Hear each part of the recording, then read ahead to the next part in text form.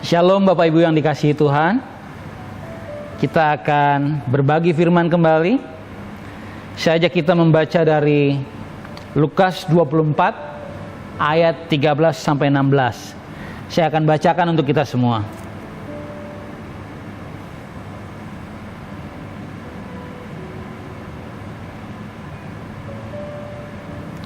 Pada hari itu juga, dua orang dari murid-murid Yesus pergi ke sebuah kampung bernama Emmaus yang terletak kira-kira 7 mil jauhnya dari Yerusalem. Dan mereka bercakap-cakap tentang segala sesuatu yang telah terjadi. Ketika mereka sedang bercakap-cakap dan bertukar pikiran, datanglah Yesus sendiri mendekati mereka, lalu berjalan bersama-sama dengan mereka. Tetapi ada sesuatu yang menghalangi mata mereka, sehingga mereka tidak dapat mengenal Dia. Kita berdoa. Bapa di surga, kami akan berbagi firman. Kau tolong setiap kami, Roh Kudus, untuk bisa memahaminya, dan lebih dari itu, untuk menjadi pelaku-pelaku dari firman yang kami dengar. Memohonkan ini kepada Bapa di surga dalam nama Kristus Yesus Tuhan kami. Amin. Bapak, Ibu, Saudara, berjalan bersama Tuhan itu artinya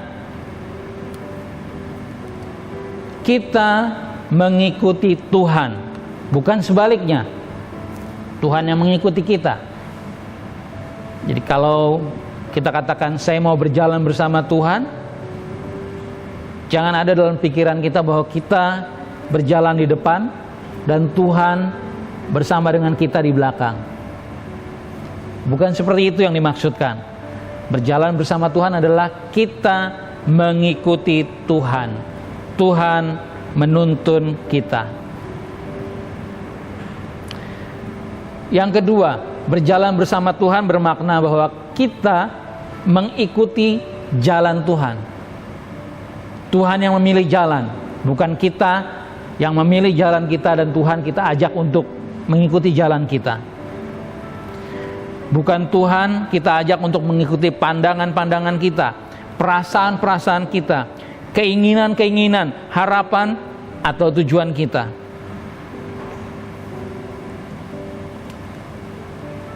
Tujuan kita sebagai orang Kristen seharusnya adalah tujuan Tuhan. Jika selama ini kita belum pernah berpikir tentang hal ini, mari kita renungkan. Seharusnya tujuan hidup orang percaya sesuai dengan tujuan Tuhan, adalah tujuan Tuhan. Dan rute yang kita pilih ketika kita berjalan bersama Tuhan adalah rutenya Tuhan. Entahkah Tuhan membawa kita di padang rumput yang di padang rumput yang berair segar, atau di jalan berbatu, atau bahkan di lembah bayang maut, kita ikuti rutenya Tuhan. Kita tahu pasti itu yang terbaik. Dan kita berjalan dengan cara dan kehendak Tuhan. Saya ambil contoh. Tercatat dalam Matius 16 ayat 24. Lalu Yesus berkata kepada murid-muridnya, setiap orang yang mau mengikut aku, ia harus menyangkal dirinya, memikul salibnya, dan mengikut aku. Ada sebuah video singkat yang saya bisa ceritakan di sini tentang seorang yang terlihat memikul salib bersama-sama dengan orang lainnya. Salibnya terlihat besar. Setelah berjalan beberapa lama, dia mulai merasa lelah karena dia anggap salibnya terlalu besar. Lalu dia meminta izin, Tuhan, izinkan saya memotong salib ini sedikit saja supaya saya mendapatkan sedikit kelegaan. Dia berjalan kembali dan masih merasakan salib yang dipikul terlalu berat. Dia minta izin lagi, Tuhan, izinkan saya memotong salib ini. Lalu dia potong salibnya lagi. Sampai kemudian salib itu terasa nyaman di punggungnya, dan dia bisa berjalan memikulnya dengan bernyanyi-nyanyi, bersiul-siul. Tanpa diketahuinya, akhir perjalanannya berujung pada sebuah gap, jurang antara jalan yang dilaluinya dan tujuan yang ingin dicapainya. Dan Bapak Ibu ketahui bahwa Orang yang tidak memotong salibnya meletakkan salib mereka di antara gap itu, di antara jurang itu, dan salib yang mereka pikul pas ukurannya untuk dijadikan jembatan untuk melalui gap itu. Tapi bagi orang yang sudah memotong salibnya menjadi terlalu kecil dan tidak bisa dijadikan jembatan untuk mencapai tujuan yang ingin dicapainya. Apa yang saya ingin mau katakan? Bahwa ketika Tuhan memberikan kepada kita satu beban dalam hidup, satu permasalahan dalam hidup, itu dimaksudkan Tuhan untuk menempa kita, untuk membina kita, untuk memampukan otot-otot rohani kita memikul kehidupan yang keras ini, sehingga kita dapat melaluinya dengan kemenangan.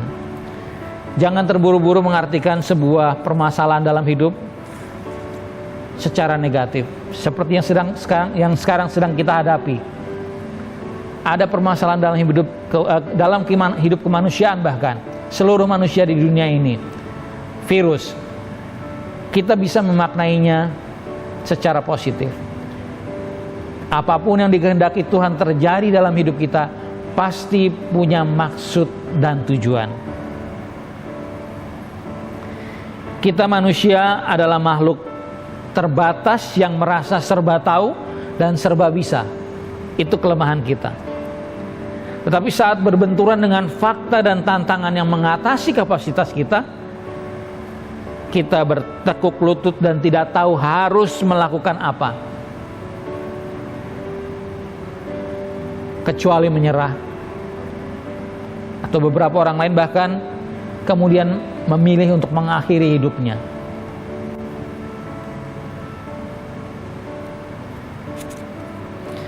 Orang Kristen harus sepenuhnya menyadari bahwa hanya Tuhan yang tahu apa yang terbaik bagi manusia, karena Dialah yang menciptakan kita. Tuhan bahkan selalu menghendaki dan memberi yang terbaik bagi manusia. Pengorbanan Yesus di kayu salib menjadi penjelas bahwa manusia sangat berharga di mata Tuhan. Maka sangatlah tepat jika kita berjalan mengikuti Tuhan di jalan Tuhan. Karena dengan mengikuti Tuhan, kita pasti akan mencapai tujuan keberadaan kita.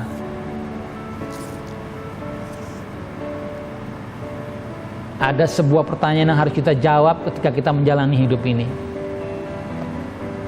Sebagaimana dinyatakan oleh Pastor Rick Warren dalam bukunya Purpose Driven Life. Untuk apa kita ada di dunia ini? Kita harus dapat menjawab pertanyaan ini. Jika kita sudah menjawab pertanyaan ini, maka dapat dipastikan kita akan berhasil menapaki perjalanan hidup kita. Saya ambil contoh. Gunting itu berguna, Bapak Ibu, tapi tidak diciptakan untuk menebang pohon. Jika gunting mencoba menjalani peran gergaji, maka rasa frustrasi, marah, dan berbagai kerusakan justru akan dialaminya.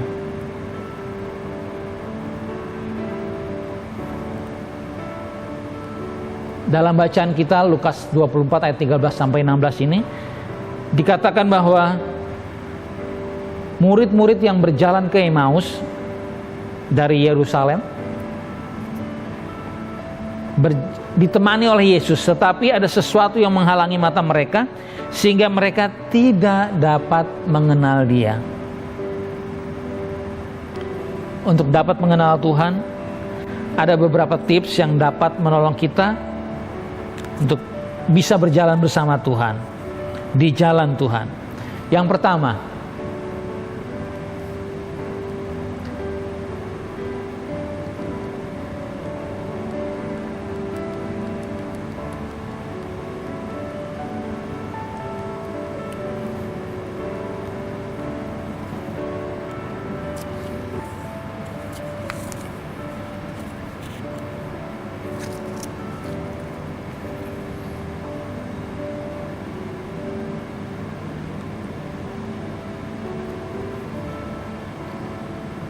Maju. Lagi. Oke.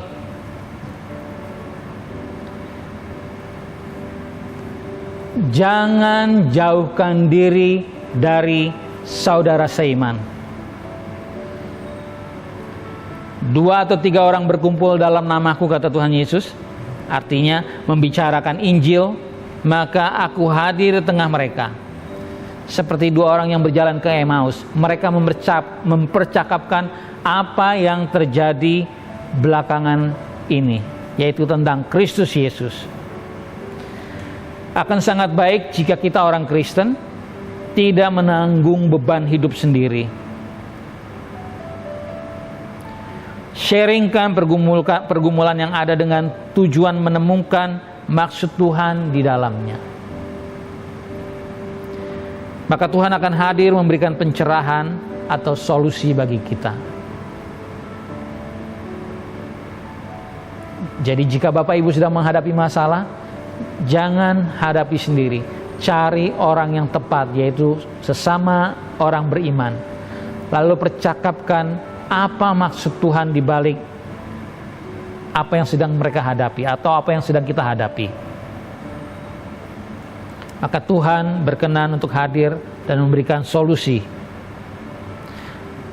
Yang kedua, kenali Tuhan dengan baik melalui pemberitaan firman Tuhan. Iman terhadap perkataan atau firman Tuhan memampukan kita berjalan secara supranatural. Saya ambil contoh. Petrus mengambil langkah iman ketika murid-murid melihat Tuhan berjalan di atas air di tengah malam yang gelap, dan mereka menganggapnya telah melihat hantu. Kemudian Petrus berkata, "Tuhan, apabila Engkau itu, suruhlah aku datang kepadamu berjalan di atas air." Kata Yesus, "Datanglah." Maka Petrus turun dari perahu dan berjalan di atas air mendapatkan Yesus. Pengenalan akan firman Tuhan akan menolong kita, memampukan kita, dan memungkinkan kita menjalani hidup yang supranatural. Tuhan akan memberikan kita peluang-peluang menjalani hidup yang tidak biasa-biasa saja. Hanya saja perlu diingat, Petrus berjalan di atas air karena dia mendengar firman Tuhan. Sampai Yesus menunggu Yesus mengatakan, "Datanglah." Tidak dengan kehendaknya sendiri. Dan pada waktu Tuhan tentu saja. Yesus berkata kepada kita semua, "Akulah jalan dan kebenaran dan hidup." Yohanes 14 ayat 6. Kleopas membutuhkan teman. Dalam kekelaman perjalanannya, dalam kegelapan yang dia hadapi, dia tidak tahu apa yang terjadi di Yerusalem. Ia bertemu dan akhirnya mengenali Yesus. Ia mendapatkan teman yang setia dan cahaya kehidupan yang menuntunnya kembali ke jalan Tuhan dan memperoleh kekuatan untuk melanjutkan hidup. Cara yang ketiga, jangan bersepakat dengan pikiran atau cara pandang dunia. Kleopas dan murid-murid lainnya melihat Yesus disalib, mati, dikuburkan. Itu yang mereka mau percayai. Walaupun mereka mendapat kabar dari para perempuan yang datang pagi-pagi ke kubur bahwa Yesus sudah bangkit, mereka memilih lebih mendengar pada pandangan dunia, pada kebohongan dunia. Para prajurit dibayar untuk mengatakan, murid-murid telah mencuri tubuh Yesus. Dunia selalu ingin melemahkan iman kita dengan berbagai cara. Tapi ada waktunya Tuhan akan mematahkan segala apa yang kita andalkan, sehingga kita berdiri di titik nol untuk dapat melihat dan mempercayai Tuhan saja. Ada waktunya Tuhan akan mengambil segala sesuatu yang menjadi andalan kita. Sama seperti ketika Yakub bergumul dengan Tuhan di Peniel, Tuhan memukul pangkal pahanya yang dapat diterjemahkan sebagai sumber kekuatannya. Lalu kemudian Tuhan memberkatinya ketika dia mulai dari titik nol kehidupannya. Apakah Bapak Ibu selama ini mengandalkan pekerjaan, kekayaan, pangkat, kuasa, atau apapun, relasi dengan orang-orang yang hebat? Ada waktunya Tuhan akan mematahkan semua itu. Seperti pada saat ini juga, kesombongan manusia dipatahkan oleh makhluk yang sangat kecil, virus. Sehingga manusia harus kemudian berpikir ulang. Mereka harus mencari Tuhan. Mereka harus berjalan bersama Tuhan. Bapak Ibu yang dikasihi Tuhan, seperti Kleopas yang kemudian menemukan cahaya hidupnya kembali, dan kemudian dia bisa kembali lagi ke Yerusalem dalam kondisi yang mungkin letih, tapi dia dikuatkan kembali karena menemukan kekuatan di dalam Tuhan. Berjalan bersama Tuhan memungkinkan kita untuk melakukan hal-hal besar, terutama mengalahkan ketakutan yang sementara ini melumpuhkan kehidupan manusia. Berjalan bersama Tuhan memampukan kita hidup tanpa ketakutan. Berjalan bersama Tuhan memampukan kita untuk jadi pemenang. Kiranya Bapak Ibu memilih untuk berjalan bersama Tuhan. Ketika saatnya tidak ada lagi yang dapat kita andalkan, ketika saatnya tidak ada lagi yang dapat menjadi pegangan hidup kita, percayalah, Tuhan menjadi pilihan satu-satunya, dan itulah pilihan yang terbaik. Biarlah firman Tuhan ini boleh memberkati kita semua. Kita berdoa. Bapa di surga, kami bersyukur. Hari ini kami diingatkan bahwa ada waktunya ketika semua yang menjadi andalan dalam kehidupan kami menjadi terlihat tidak berguna. Dan kami ditempatkan Tuhan berada di titik nol untuk melihat bahwa hanya Tuhan saja yang sekarang ada pada kami dan menjadi andalan dalam kehidupan kami. Terima kasih Tuhan.